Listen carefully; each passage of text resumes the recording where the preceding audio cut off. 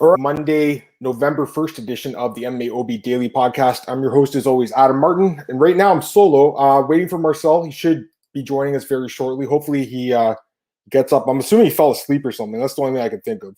Guy works really hard, so that's what I'm thinking is going on here. But hopefully he jumps in soon. But in the meantime, I'm here, guys. So be here for an hour, talk about UFC 267. We'll talk about PFL Championship, Dana White's Contender Series. I mean, there's a lot to talk about, man. Like, there was a lot that went on this weekend, so I'm looking forward to talking about the card. Obviously, it'd be a lot better if Marcel was here right now, but going solo is not that bad either, so I'll do that. But yeah, I mean, the card was pretty crazy. You know, there's a lot to talk about from this card, and I'm looking forward to doing that. But again, I think that the PFL card was really good too. PFL Championship was quite awesome as well. And, you know, we also have Dana White's Contender Series to talk about as well. So there's a lot to talk about, and let's get right into it. So, again, right now I'm by myself, so we'll just have to roll, guys, with this. But let's start with UFC 267. Might as well just get into it right now. Great card, obviously. Main event of the evening. Big upset here is Glover Teixeira defeats Jan Blachowicz via second-round rear naked choke. I mean, this definitely surprised me. I got to be honest, guys. This surprised me. I obviously picked Jan to win the fight. I thought he was going to win the fight, but it was Glover Teixeira who got the job done. Gets Jan Blachowicz down, taps him out with the rear naked choke. Very obviously extremely impressive, I should say. I mean, at age 42 to do what Glover did in this fight, it's pretty damn amazing. Hey, John, what's going on, man? We got John here. Cedric Duam is about to make his MMA debut. What promotion is that for, John? Let me know. But yeah, as far as Glover and John goes, I mean, it was surprising how, I think, for me anyways, how dominant and how easy that Glover made the fight look. Because Jan's on a bomb, obviously. Like, he's made improvements in his grappling. Obviously not good enough, but it's not like the guy's a scrub. Like, if you look at the crazy thing about Jan is he actually has more submissions on his resume than knockouts. No one ever talks about that. Like, yeah, a lot of his big wins in the UFC are by knockout, but this is a guy who's good in the ground too.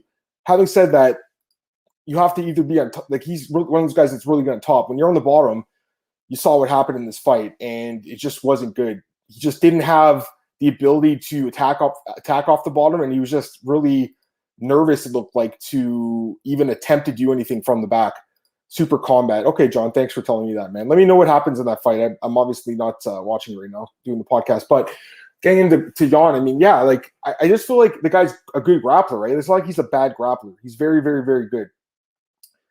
And in this fight, he kind of like looked like a novice almost. Glover made him look like a novice in this fight. It was pretty amazing. Took him down and choked him out really quick. And it was a pretty quick choke, too. You know, I've seen some people criticize that.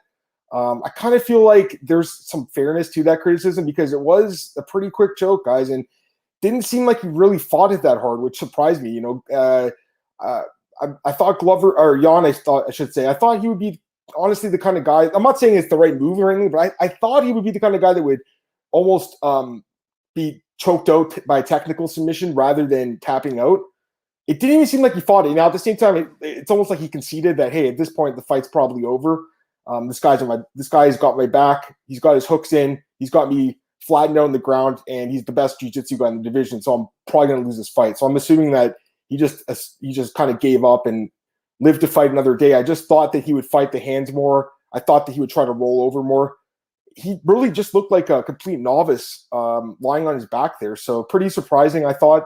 The way that Glover pretty much dominated Jan once he got the fight to the mat. Like, don't get me wrong, I knew that Glover had a chance to win if he got the fight to the ground. But again, you look at a fight, for instance, like the Nikita Krylov, that fight was played on the ground a lot too. And, you know, Glover struggled a little bit in that fight, right? So I thought that going up against a guy like Jan, it'd be a tricky fight. But man, 6 straight wins now for Glover Teixeira. 42 years old. It's incredible. It's amazing what this guy's done. I mean, you know what's crazy is that it was 15 years ago 15 years ago, literally.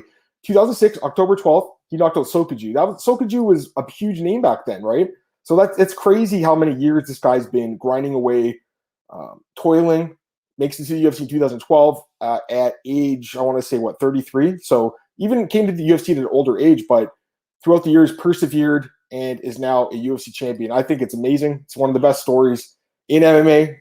Love Glover Teixeira, man. You know, it's one of those weird things. Like, I had a parlay with Jan, and I lost on it. Obviously, I didn't want to lose. I was hoping I'd win it. But it was one of the few times where I was like, all right, you know what? I lost, but the better man won that night. And it's like, it almost felt good to see the guy win. So as much as it sucked to lose, if there's one guy that was going to beat me, it was Glover that I was okay with. That's the guy. So good for Glover, man. I mean, the guy, like I said, just an absolute beast. As far as what's next for him, I'd imagine it would be Yuri Pajatska. That's the guy, right? Yuri's right now just on a roll. He's on a long win streak. I want to say it's 14 fights. He's been killing everyone in his path, just looking like a complete destroyer. Very, very impressive, and big fan of the guy. Now, having said that, Yuri's been finished before. He's actually been choked out before by technical.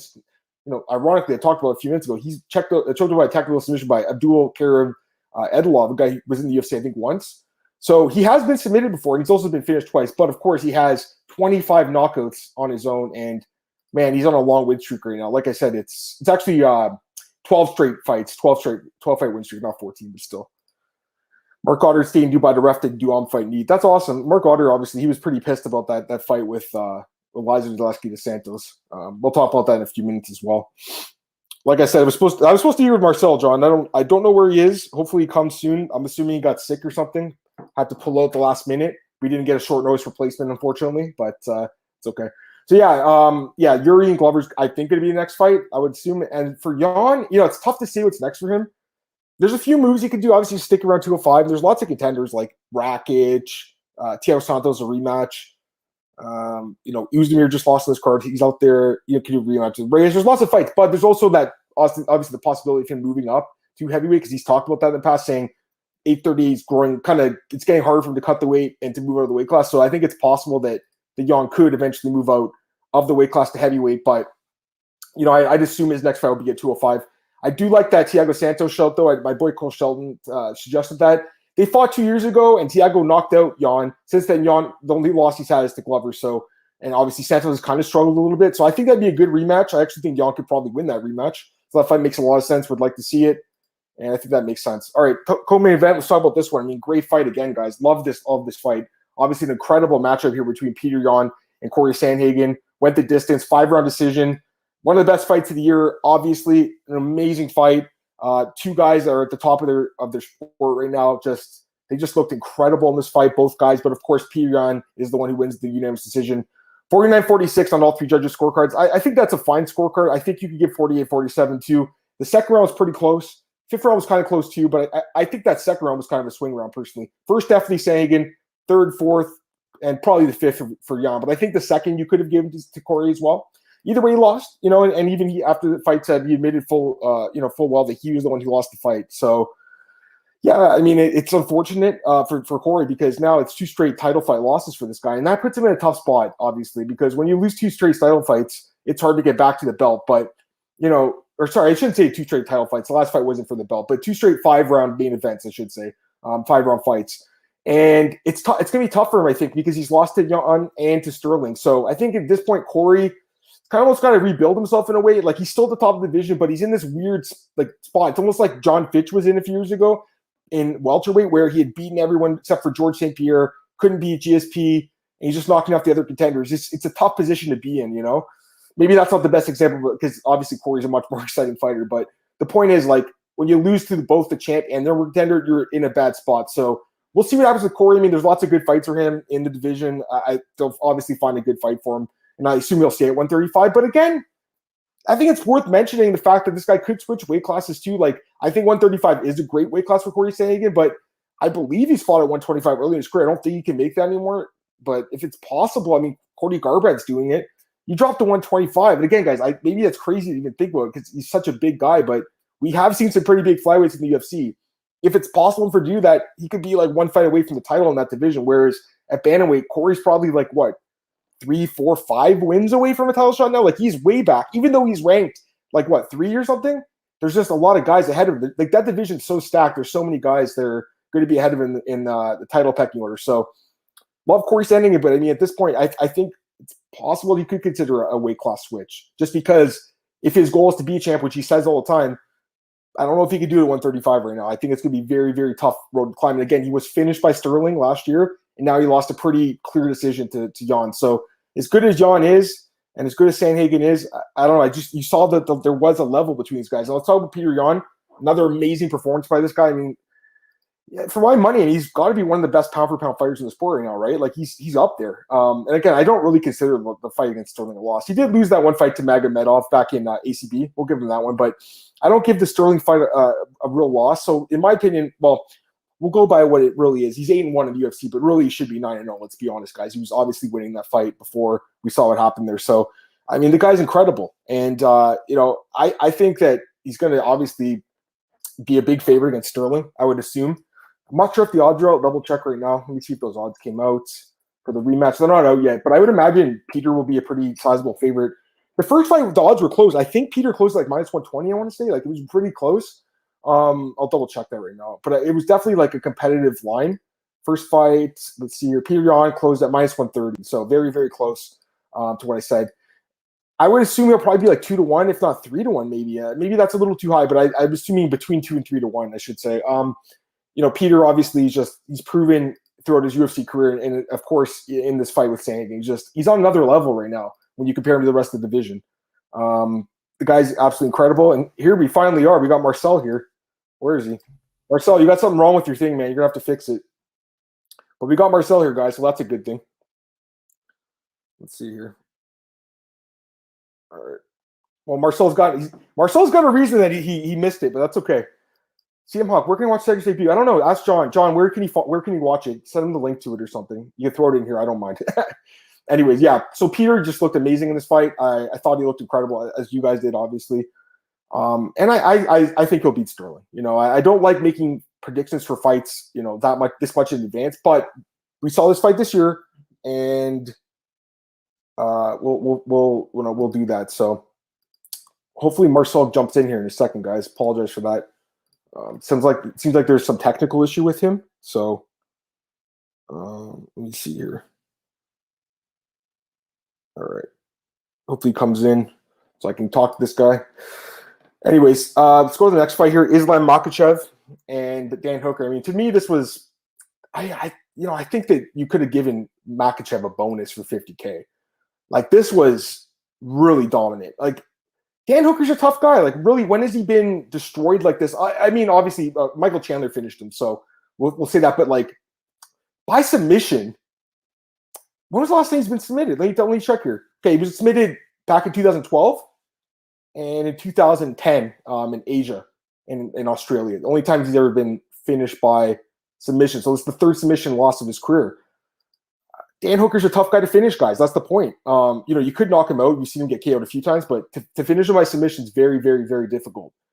And Islam made it look really easy. It was very impressive, obviously, what he did. Got the takedown immediately, took him down, and tapped out the converter. Marcel, here you are, man. What's going on? Hello. Marcel. Give me a sec, man. Yeah, I see you. I just have to... Can I say something, man? Yeah, go ahead.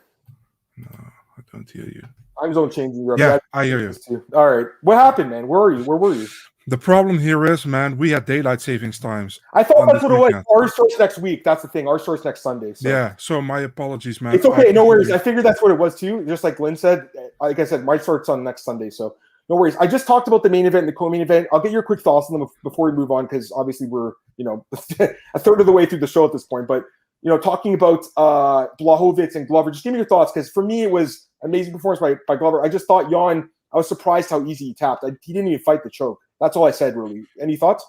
Yeah, man, I was talking earlier about this today, and it might be like when Jan was in that can opener with Glover, maybe he injured something or so, I don't know, because he tapped really quick, indeed, yeah.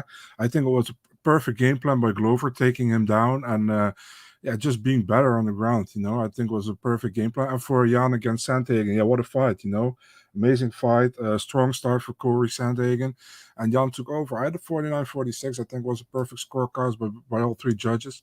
Wait. I was talking about Jan Blachowicz for a second. You switched to the second fight? Yeah. Okay. And the second fight? Quick, so for sure. So for me, I was talking about my scorecard. I had a 48-47. What did you have? Okay, 49-46.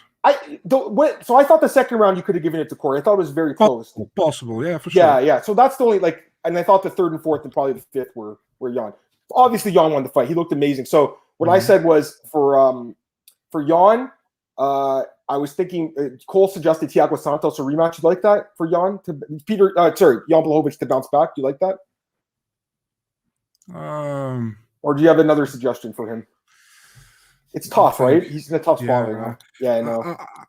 I would say Jan Blachowicz against who did you say? He said Thiago Santos. Like another guy's obviously Rakic is up there as well. I don't know, man. I mean, I think Jan is still on top in my opinion. So I would kind of prefer maybe Jan against Rakic. You do Jiří Procházka against Teixeira. Yeah, and you see Rakic. I think at Helwani, Smith said that it was supposed to fight him and Rakic.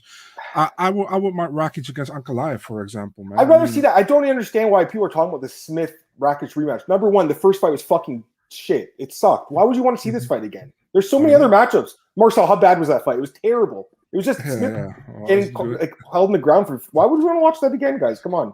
There's better fights. Anyways, I talked about those two, and then obviously Petr Yan, Sterling, the rematch. I mean, obviously he's going to be favored to win the rematch. And then for Sanhagen, Marcel, I was saying, I don't know what your thoughts on this, Marcel, are, but like he's in a tough spot now. Like, what do you think about him moving into a different division, like 125, maybe, or even 145? Because he's in a bad spot at 135 now. What do you think? To be really honest, for me, he didn't lose any stock, man. I expected Jan to win, and I think he did great, And the TJ fight, I still think he won that fight, So I know officially it stands like he lost to Jan, he lost to TJ, and he lost to Sterling. So he's in a difficult spot right now. But for me, to be really honest, I still think he has a lot to gain in the bantamweight division. So I mean, yeah, why not? Yeah, for sure, no doubt about it. All right, and then the other fight I was talking about quickly was Islam and Hooker. And what I was saying was, I thought that he should have got a bonus because I was surprised how easy he submitted Hooker. Like he hasn't been submitted in 9 years. That's really hard to do. So I think you felt the same way about that because I know you were blown away by his performance. So what's your thoughts?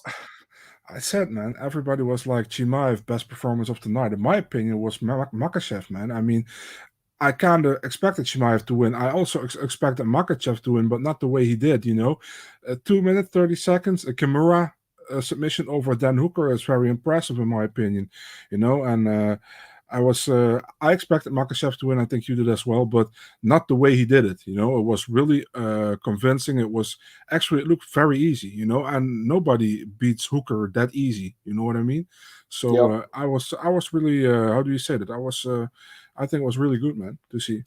Me too, man. I think he looked amazing. So now obviously there's some hype for him to get a title shot. Now, I was one of those people that thought, I wasn't totally sold on the guy, but now I am, obviously, like we all are. So you think he should get the title shot, or what do you think? No, I think still if Gaethje wins, yeah, that makes sense. And give Makhachev Dariush, and if he wins that one, that's the thing. Like everyone's freaking out Dariush now because at the press conference you're like, oh, everyone in the top 5 fought for the belt. So I actually was like, wait, did Dariush fight for the belt? No, he hasn't. He hasn't fought for the belt yet. He's ranked number 3. But of course, is Ali the manager of both guys? Is that? He is, right? I actually don't know. I think it is. Yeah, he is. Yeah, that's what I'm saying. He doesn't want them to fight each other. That's probably what it is. Ali doesn't want them to fight each other. He wants them to go on different paths of the belt. I think. I know. Dariush is with Ali. He is. Yeah. You know what it is, man? I mean, also people talking like Dariush doesn't belong in the top 5 because he beat his shot Ferguson. I'm like, come on, man. I mean, he beat him convincingly and he did well in that fight, So, I mean, I think he deserves his spot right there, and I think the Makhachev fight makes sense. Why not? The thing is, if you manage so many of the same people in the same weight class, they're gonna fight each other. You can't. For example, imagine you have the top 5 in your management. You can't say no, they don't fight each other. Yeah. It's gonna happen definitely if you're on the top. Yep, I agree. Let me go to some comments, guys. I apologize. We obviously had a slight mishap at the beginning. Let's go to these comments. Okay, so Tavera I'll talk about in a second. I'm going to get for anyone else in the card, we'll talk about in a sec, but I want to get the stuff that we missed. Okay. Glenn says, Chandler, Barboza, Islam, 3 fights without Behrman, 3 poor performances. Yeah, I mean, there's something to be said about that. The guy's obviously, he's good with his fighters, and they need him there. So Glenn was talking about the can opener, too. Yeah, it didn't look like Jan liked that at all. I mean, when was that? I was watching it, and my fiance, Anita's never seen that move. She's like, what's a can opener? And I'm like, this is what Mark Coleman used to do. The guy's in Pride. This is like old school UFC in Pride, man. Like, you don't see that often. That's a move that Marcel, when I trained jiu-jitsu a little bit, I would do that on guys because I didn't really know any moves. So I would just get on top of them and pull their neck back, like throw the can opener, right? So it didn't look like Jan liked it. Jan just looked really. I'm talking about Jan Blachowicz. He looked really off in this fight. It was an off. It's like maybe he didn't sleep well. Maybe the travel was off. Like it didn't. It just looked like he was off. I don't want to take anything away from Glover. He was amazing. He probably was going to win either way. But it wasn't the same Blachowicz we've seen. That's the truth. We shouldn't book Petr Yan and Jan Blachowicz on one card anymore because people Jan now. I know.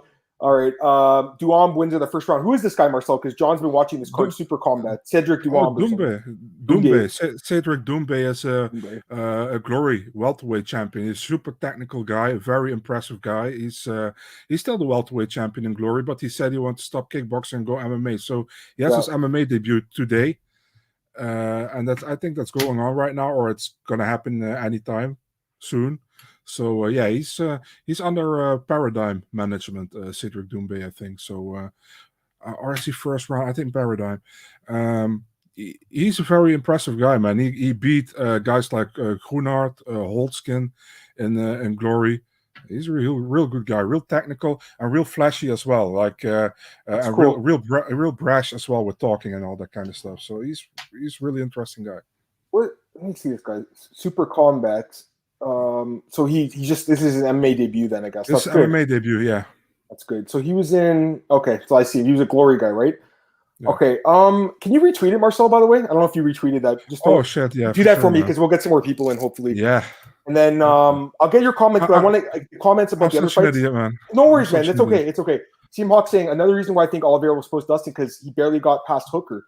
Dude, you know what? I've been thinking about that fight a lot lately. Like Hooker was, very competitive with Dustin. That was just a year ago, but Hooker took a lot of damage in that fight. Just, I don't know. Hard to say, right? We'll see. Both guys took a lot of damage, but yeah, I mean, Dustin's great, but you're right. I mean, people are sleeping on Charles a little bit. Like, again, Charles is the champion, man, and it bothers me when people are calling Dustin the champion, Marcel. I saw some guy, I don't know who he is. He's got a huge YouTube channel. I just came across it like a few weeks ago, and it said interview with UFC champion Dustin Portman. I'm like, what the fuck is this? And he's like, hey, Dustin. He's like, you're the UFC lightweight champion. And Dustin doesn't even say anything about it. I'm like, what the hell? And everyone in the comments is like, what an amazing interview. And I'm like, amazing interview when they got the basic fact wrong. The guy's not a champ. I love Dustin Poirier, Marcel. He's not a champion, though. It's not fair to call him a champion. It's so disrespectful towards Dubronx, who is amazing. Okay, next fight here. This fight was really boring, but Volkov wins a decision over Teixeira. I don't agree with the scorecards. I thought it was 29-28 because I thought it was 1-1, and then third round Volkov. How'd you score it? It was a boring fight. Same. Obviously. I had also 29-28, but I told you from last week, man, this could be a very boring fight. So I wasn't surprised at all. Just like CM Hawk says, Teixeira's improved the defense, but the offense is not the most dangerous. It's not good enough, really.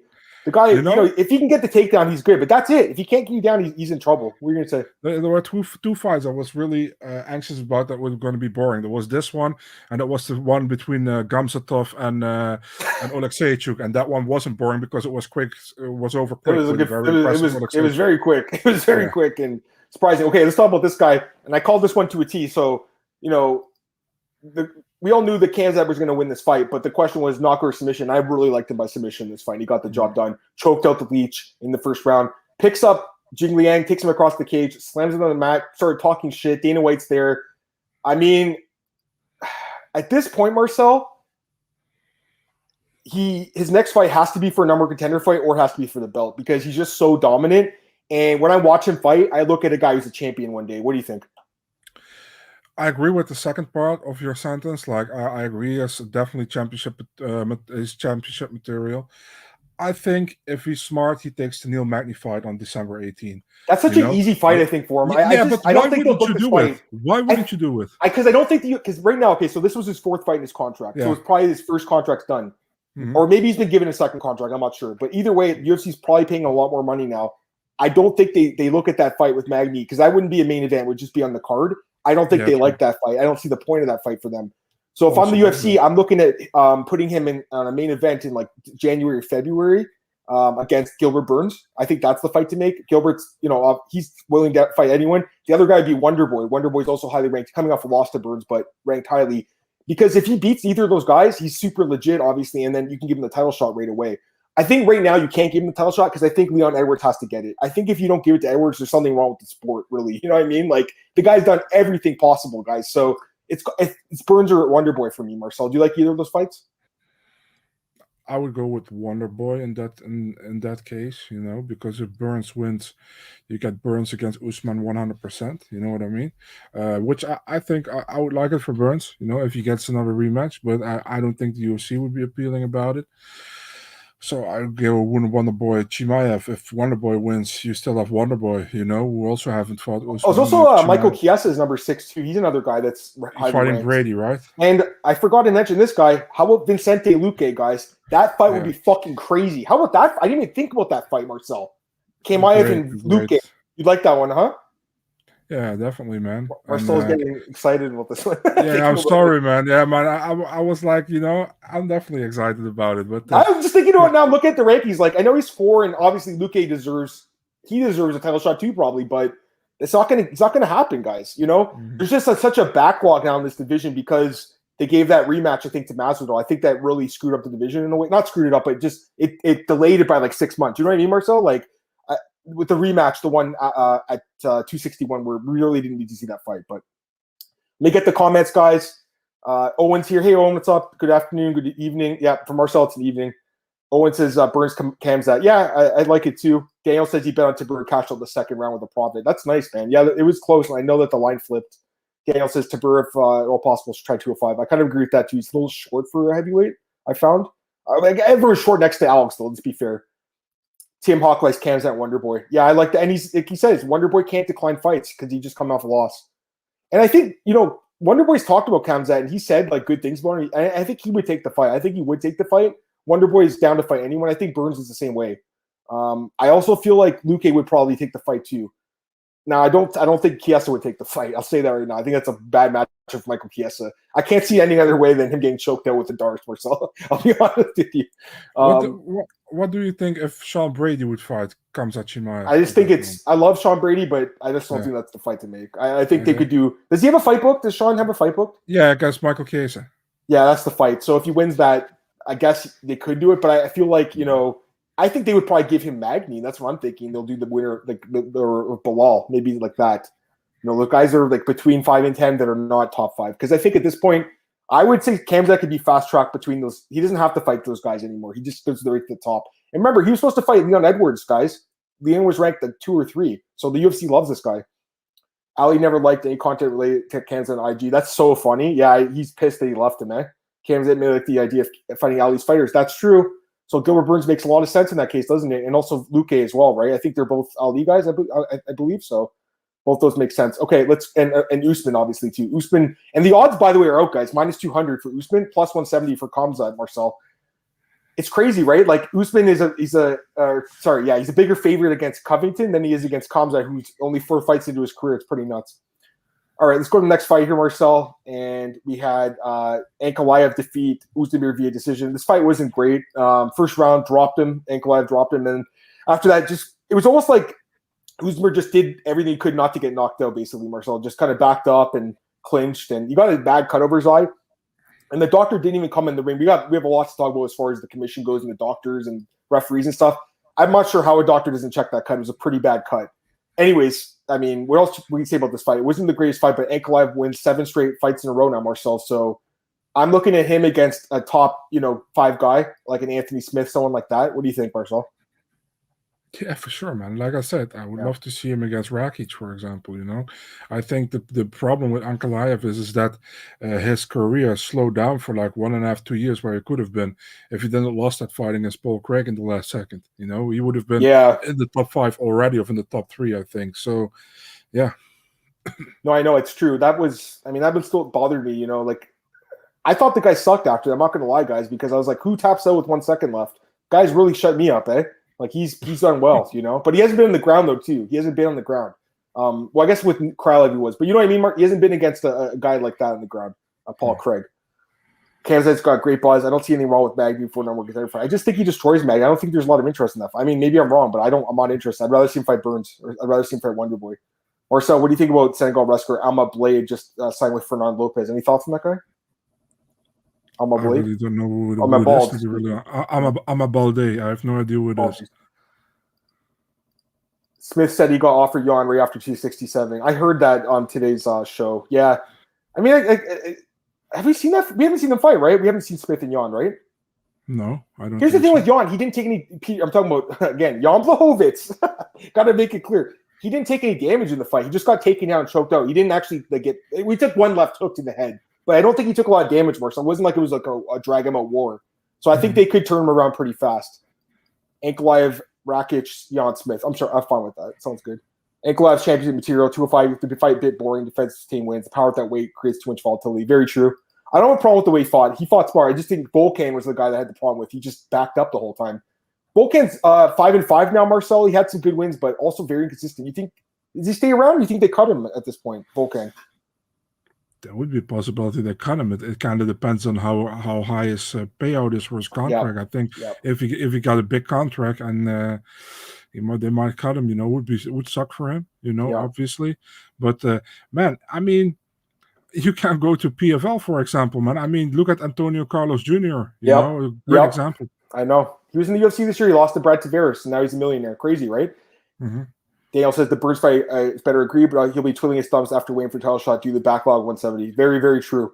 Okay, let's go to the prelims here. Amanda Ribas defeats Verna Jandiroba via decision. I mean, very sketchy fight in that first round. She got dropped, and also she almost got choked up by a rare TP choke, Marcel. I was freaking out. I was hoping she was going to pull it off because that would have been so fucking crazy, eh? We haven't seen that in the UFC before. We've seen that in jiu-jitsu and I think in some smaller shows, but Marcel was pretty close to getting her with that, eh? Like, that was really nice. What did you think of the fight overall? Because Amanda won, but Verna obviously looked good in that first round. It's a great fight, man. I think Amanda came back great in the second and third round, and was a very competitive fight. I really liked it. What's the thing with that Island Boy kind of thing with this walkout from Verna? You gotta tell me this. What's that Island Boy kind of thing in the US doing right now? So it's like because Ariel had played the song or something, and he told her to come out to it, or she agreed to come out to it in the show. I don't watch his show, so I'm not sure. But Cole told me. I mean, whatever. I mean, but listen, those guys are catchy, but they're not really talented. You know what I mean? I'm sorry, but I listen to much better music than that. I apologize. Yes, same. I would never walk out to that song. I had one fight, Marcel, in a Muay Thai smoker, and I got to pick my entrance music. I don't know if you know this band, but they're called Massive Attack, and they're an incredible band, and they have this song called Atlas Air. It's an amazing song, and I came out to that. It pumped me the fuck up. Coming out to the Island Boys, no wonder she lost the fight. How could you walk out to that and think you're going to win a fight?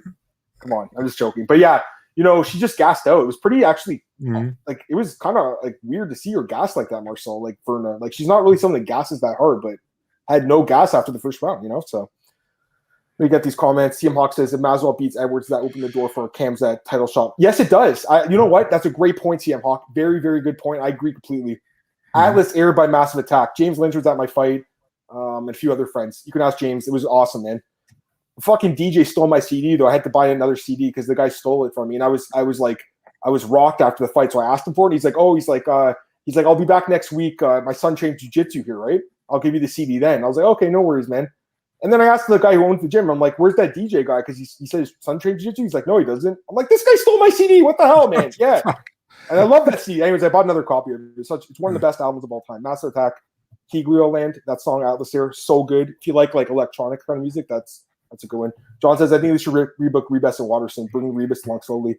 They could, because Rebus is, she's still she's actually a draw kind of. She has over 1 million followers on Instagram. Good looking girl. She can kind of fight, but I don't know, Marcel. I'm not completely sold on her. I got to be honest with you, man. I got to be completely honest with you. Are you sold on her or no? I'm not. No, sold as a future champion, no. Yeah, as a future contender, as a title contender, yes. You are really no. I'm saying you're not. You say, I don't say title contender.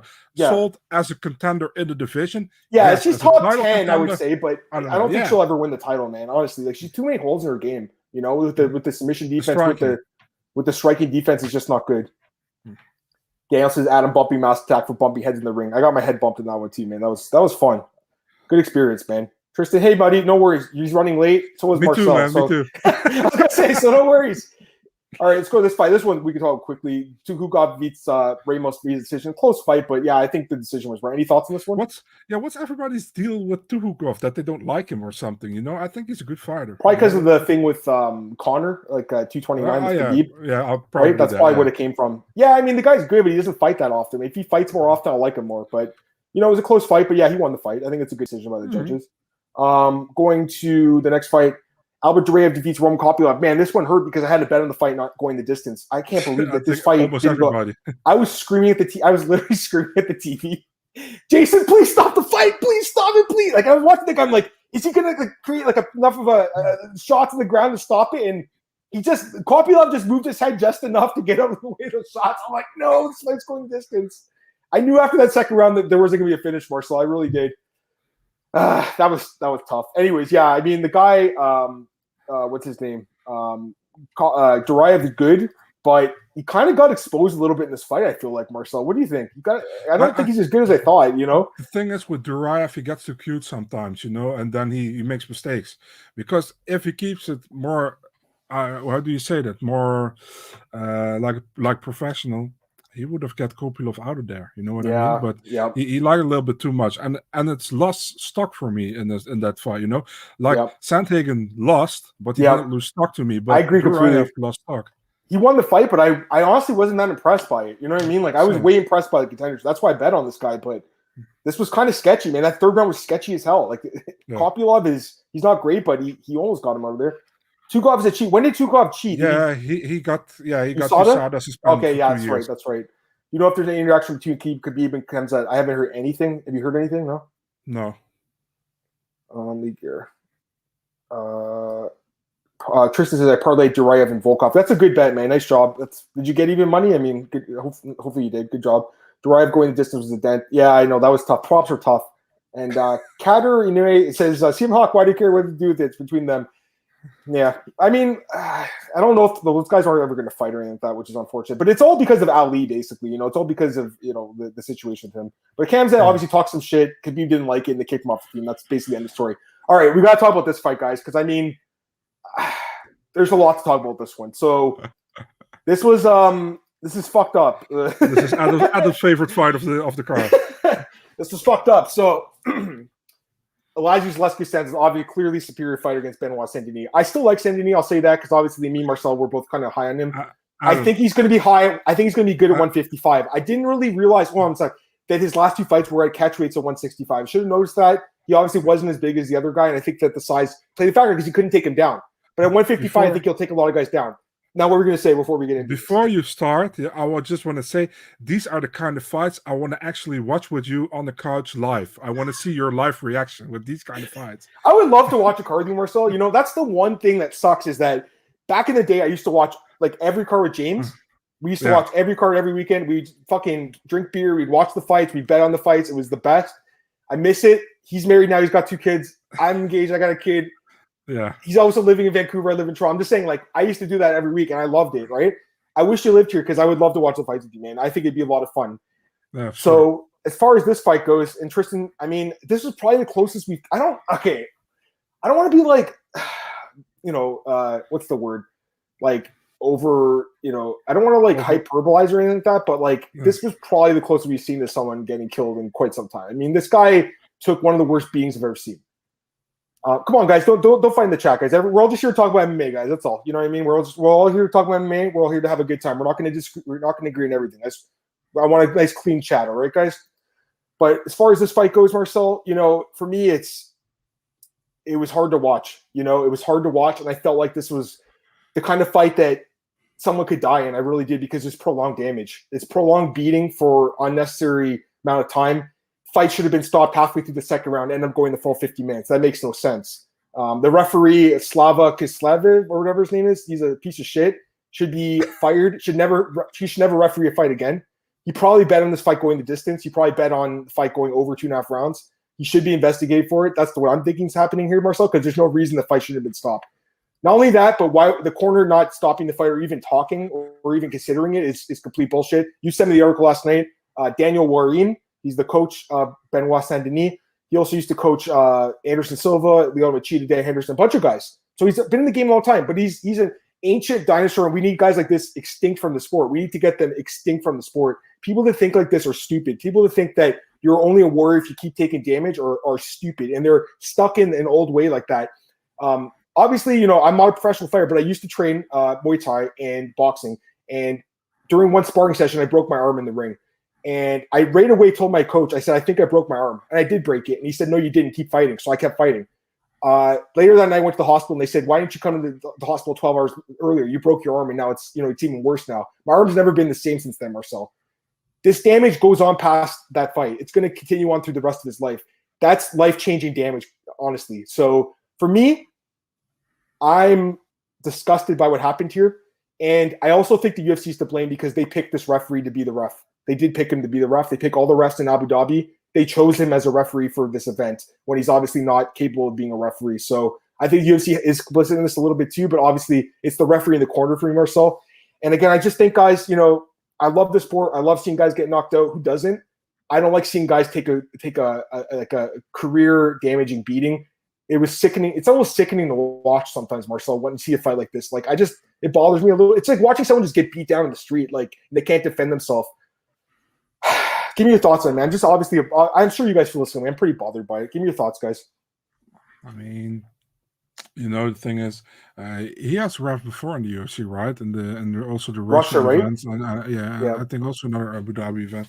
I mean, yeah, it was pretty bad. It gave me flashbacks for like Mike Davis and Thomas Gifford. Yes, that was terrible. Who's the ref in that fight? Do you remember? I honestly don't know, but I can look it up. It also reminded me of Valentina and Priscilla because of what Daniel Warren said. He said, "I wanted my fighter to be a warrior. He's a warrior. Go to the shield. Fuck off. Get the fuck out of here. We don't need people like this in the sport. We don't need this in the sport. If a guy's gonna lose, he's taking career-changing damage. Stop the fight. Throw the towel in. Stop the fight. And also, I saw some people saying, throwing the towel, you can't do that. That was removed from the unified rules years ago, guys. You can throw the towel in and stop the fight, or you can call a corner stop between rounds." Which they should have did between the second and third round. The corner should have said, "This fight's over. I'm not sending you out there anymore." Marcel, I would have not. There's no way I would have sent my fighter out there. No chance. That's really dangerous. CMOX says Benoit's manager said they're pissed at the ref, not caring about Benoit's. Didn't even call a doctor in. That was an absolute joke. Glenn says UAE MAF, only 4 months old. Goddard's done all the ref and judge training. Goddard takes some blame too. Some judges are inexperienced too. I know Goddard was pissed, obviously, what happened. You're right, Glenn. There's a lot of people to blame for this, but at the end of the day, I think the referee was the guy in the cage. He should have stopped the fight, and also the corner could have stopped the fight. They're the two people to blame over anyone else. Because the fighter's not going to ever stop the fight. The fighter's not going to say, "I quit." You know what I mean? It's not on the fighter to say that. You know what I mean? It's on the ref or the coach to do it. What are you going to say, Marcel? Andrew Glenn was the referee for Gifford against. Yes, in Florida, I believe, right? I don't know if he's even reffed a fight since then. He was a scrub too. That was bad to watch. It was like that was gross to watch, Marcel. I felt like the guy was going to get killed in the cage that night with the Thomas Gifford fight. Couldn't help think of how they screwed Hardy and UAE, and they were all screaming, "Stop the fight!" It's so true. It's so true. They were all screaming at Paul Felder and DC. I was screaming from my couch, though, to be fair. But it's funny how Dan Hardy got really scrutinized for that, but everyone else, it was okay. It's okay for them, right? If you're Daniel Cormier. Tristan says, a lot of people lost money under 2.5. It was a bad beat. Probably one of the worst beats, I think, of the year. I still think the Petr Yan, the one I bet on when he fought Sterling, that's the worst beat of the year because he was clearly winning the fight and then he threw his legal knee. That's the worst bet, the worst bad beat ever. Tiamak, I wonder what happened to Demir. He had a bad weight cut. He looked sick. Dana White was he just had a bad weight cut. He's not injured or anything, just a bad weight cut. Didn't make the card. The fight got canceled. Not to make light of it, but it's kind of like there's one fight in each Abu Dhabi card dedicated to the Dan Hardy incident. It's almost true. Anything else you want to talk about? Yeah, go ahead. You know what was ironic? Then I remember this ref fought Gilbert Eiffel in his first pro MMA fight. So I looked up the fight and I posted on Twitter. And actually, he got beat up by knees by Gilbert Eiffel in the clinch, and his corner threw in the towel for the referee himself. So the referee doesn't have mercy on the fighter, but his corner, when he was fighting, they threw in the towel. You saw it as well, right? Yeah. That's funny. I know. Isn't that funny? Anyways, let's go to next fight. Alexiak defeats Gamzatov. Gotta be honest, this surprised me. I mean, I knew this fight was going to be competitive. I thought either guy could win, but I didn't think it'd be like this, Marcel. So Alexiak, great win. I mean, he needed this. Any thoughts? Very, very good showing by Mikhail Alexeychuk, What else can we say? I mean, like I said earlier on this podcast, man, this was either a sucky fight like Volkov to Bura.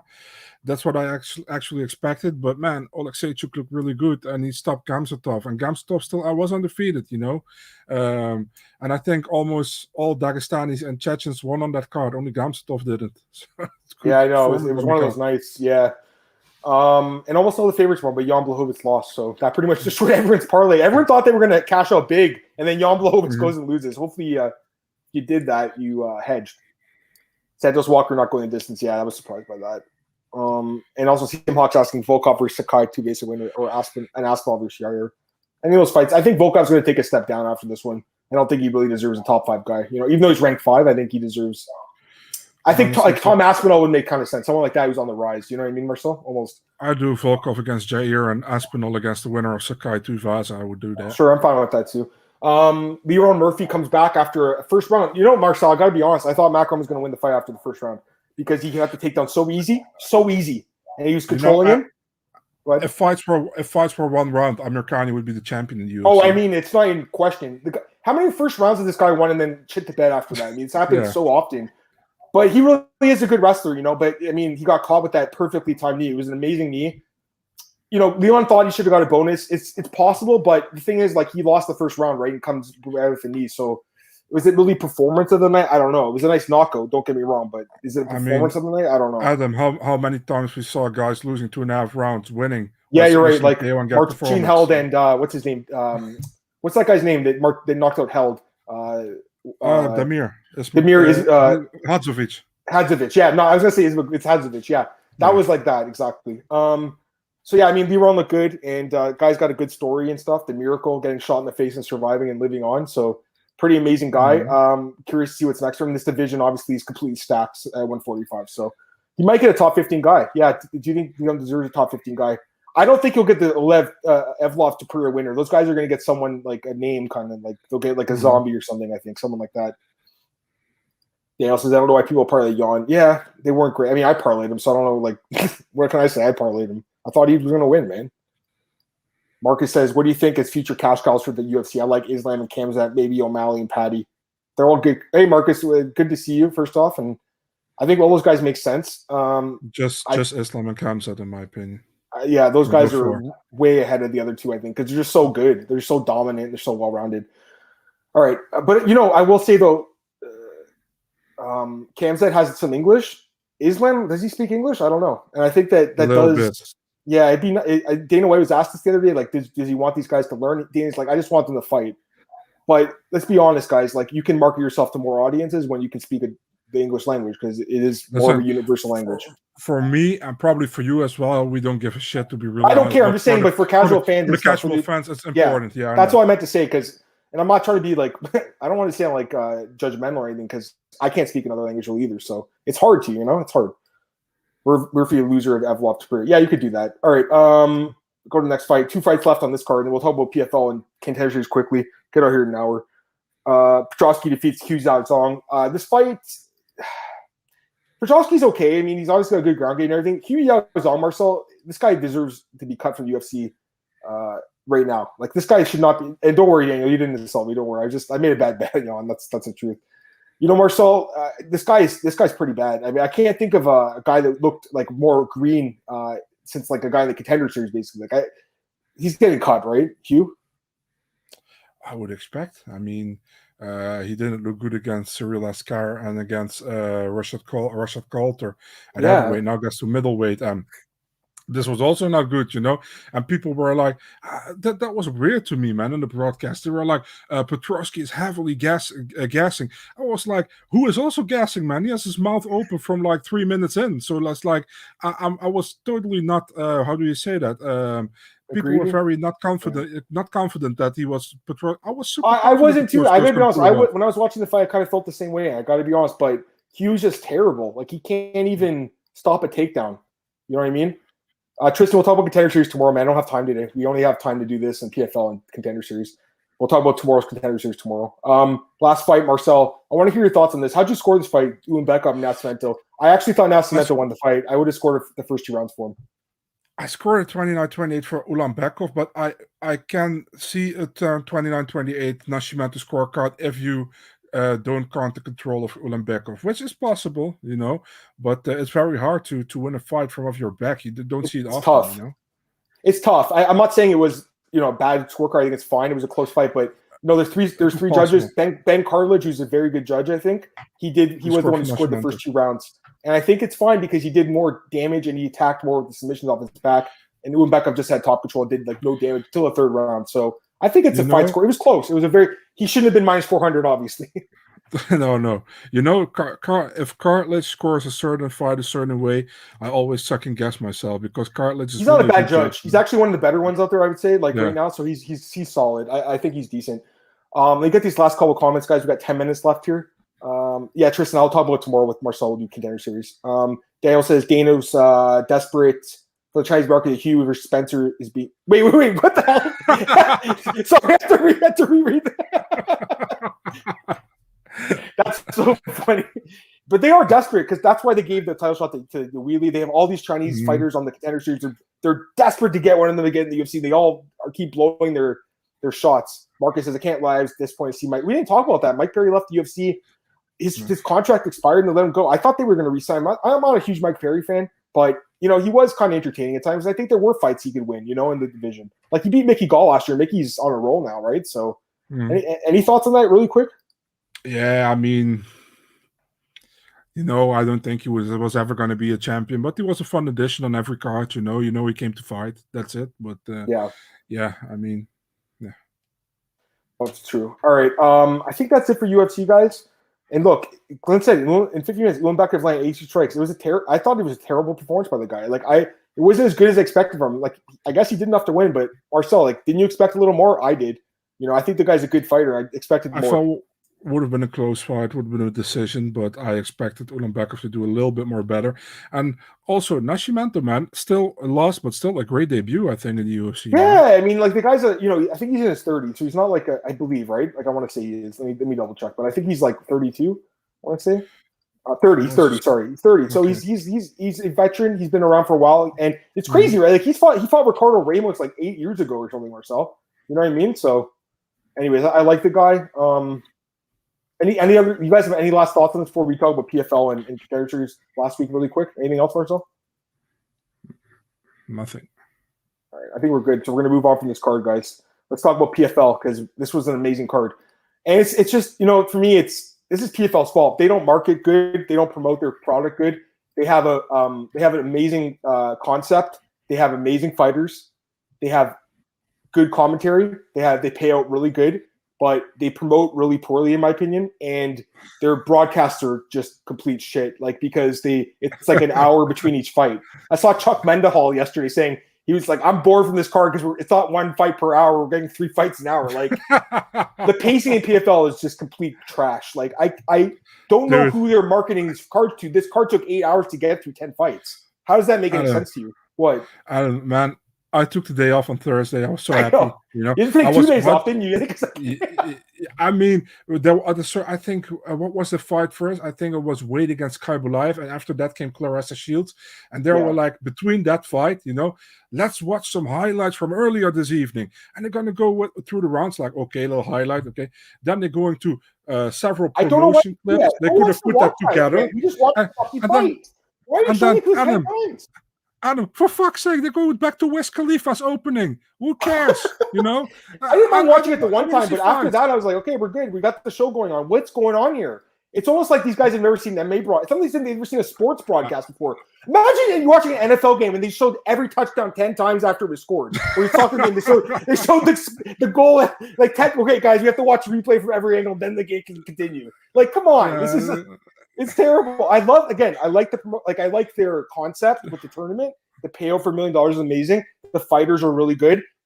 It's a really underrated promotion, but they have a lot of issues too. Yeah, the fights are biggest night of the year in MMA. Yeah, I don't agree with that. Let's talk about it quickly though, Marcel. Also, the thing with the promotions, this is the biggest. Also, Corey Anderson shedding on Jan Blachowicz, I beat the guy, Dude, and then fucking Scott Coker comes out and says, Scott Coker's I've never felt more confident than this than ever before. And then someone sent him a tweet showing Vadim Nemkov got finished by Yuri and Ryzen. They're like, are you sure, Scott? I'm pretty sure Yuri might be the best guy right now, but we don't know yet. I really hate that, man. Give Glover some respect, I know, it's so disrespectful to go and do that. It's such a scummy move, but Bellator sucks. I mean, let's be honest, guys. It's just not it's not as good as it used to be. I used to love Bellator. I actually liked it better when Bjorn Rebney was the promoter. I really did, Marcel, because it's more interesting to me. Better fighters, guys like Michael Chandler, they were discovered by Bjorn Rebney. Who was Scott Coker discovered? Who was he discovered? No one.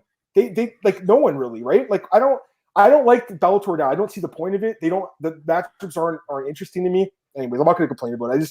I just think Bellator, when you compare it to the UFC, even PFL, I feel like honestly it's UFC, PFL, and Bellator. For me, that's how it goes. I'm not interested really in Bellator that much. Like in this card this weekend, there's like maybe 1 or 2 fights I'm interested in. Most of them I'm like, I don't care about these fights. I'm not trying to be mean. It's just they don't matter. Like they literally don't matter. You know what I mean?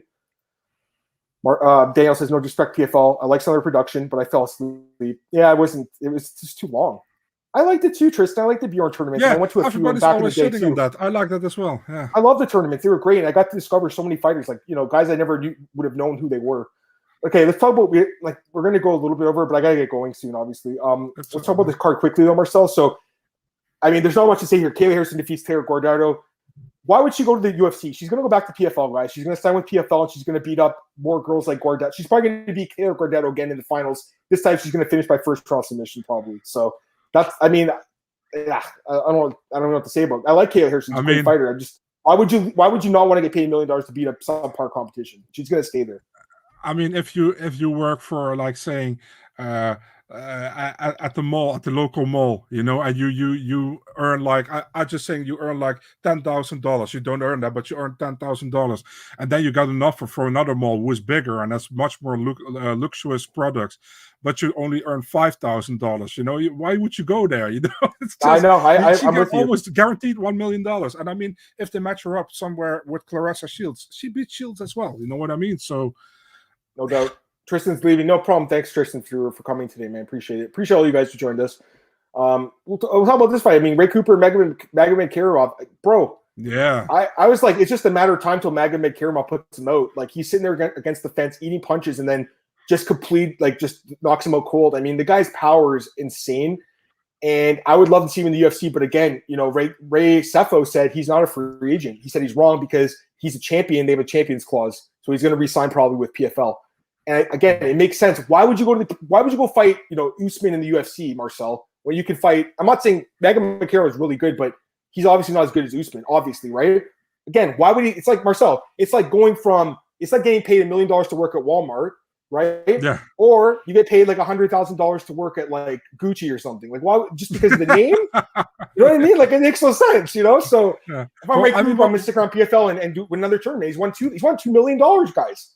I mean, these guys are prize fighters, man. I mean, yeah, exactly. Like, he's one of the highest paid fighters in the sport now. Pretty amazing, eh?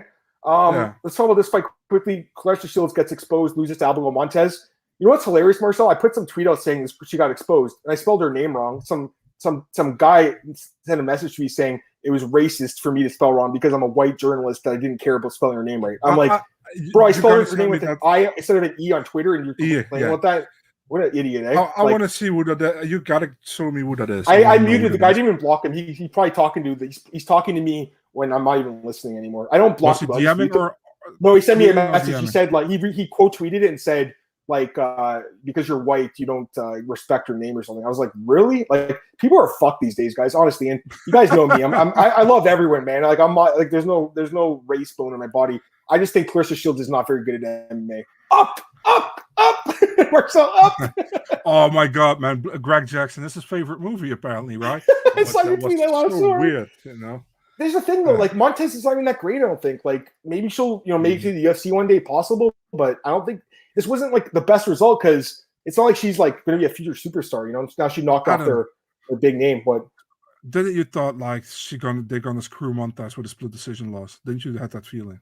Yeah, I kind of did, but I'm glad they got it right because obviously she won the fight 29-20. Actually, I think you could have get 29-27 because that third round could have been 10-8 because she had the full mount, was just destroying her, and one judge still scored her for Shield. That's so crazy.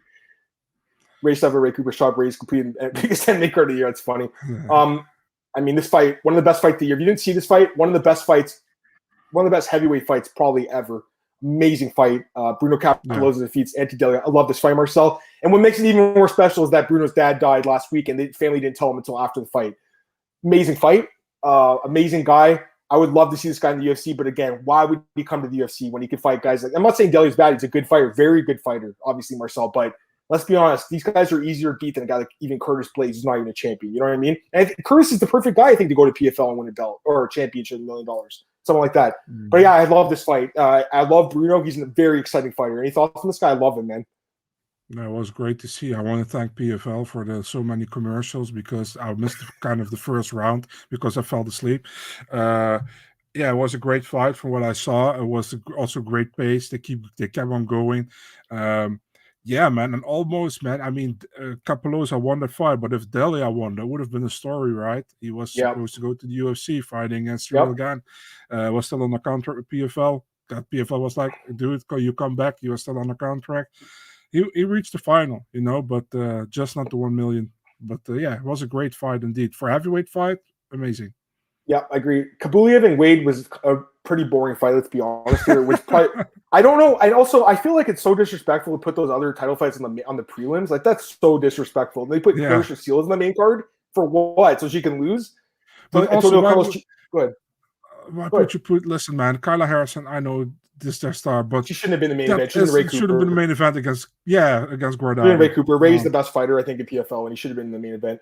Going to the prelims for $1 million, Antonio Carlson Martin Hamlet. Yeah, great performance. I mean, the guy made a good decision going to PFL. So yeah, I mean, I don't know what to say. He's looked really good in PFL. Roush Manfield looked amazing against Loic Radzhabov. That fight was fucking incredible. One of the best fights of the year, I would say, Marcel. I think it was that good. And again, it's a shame that that's what I'm saying. This should have been the main card opener. On paper, it was a good fight, and then they put it on the prelims. So stupid. Jordan Young comes back and defeats Omari Akhmadov in the third round. Wow. One of the biggest upsets of the year. Unreal. I mean, Omari is winning the fight. I told my friend to parlay him, and he's like, "Oh man," he's like, "Thanks, dude, for the free money." I was like, "Shit, bro, I'm sorry." That was nuts. I mean, it's MMA, right? Anything could happen. And this guy gassed out again, but this time got finished. Marcel, he's a guy who gasses. We've seen him get finished multiple times in the third round. Julia Budd defeats Caitlin Young. Very boring fight. She did what she had to do, but I'm not too excited about Julia Budd, to be honest with you, Marcel. I don't really enjoy watching her fight. Even though she's Canadian, just don't really find her too exciting. Her style is not very exciting. And then Don Madge had a great performance, I'd say, against Nate Williams. Got taken down early, Marcel, but got back up and then choked him out. I really like Don Madge, obviously. I know you do too. Any other thoughts? Any other thoughts on this card? We'll get out of here. No, overall, we'll talk about Dana's quickly. Do Dana's quickly. Yeah. It was a very good card. Just it didn't have to take 10 hours to get through. I like to see Roush versus USADA. I like Roush, though. He was cleaning offices last year at this time, and now he's a millionaire. Never give up on your dreams, man. Let's talk about UFC really quick, guys, and then we'll get out of here. Dana with Contenders, excuse me. Gadzhimurov, Omar Gadzhiev defeats Jancy Silva with a knee bar. Marcel nasty submission, gets the contract. We also got Christian Quinones defeats Long Zhao by decision. He gets a contract, close fight.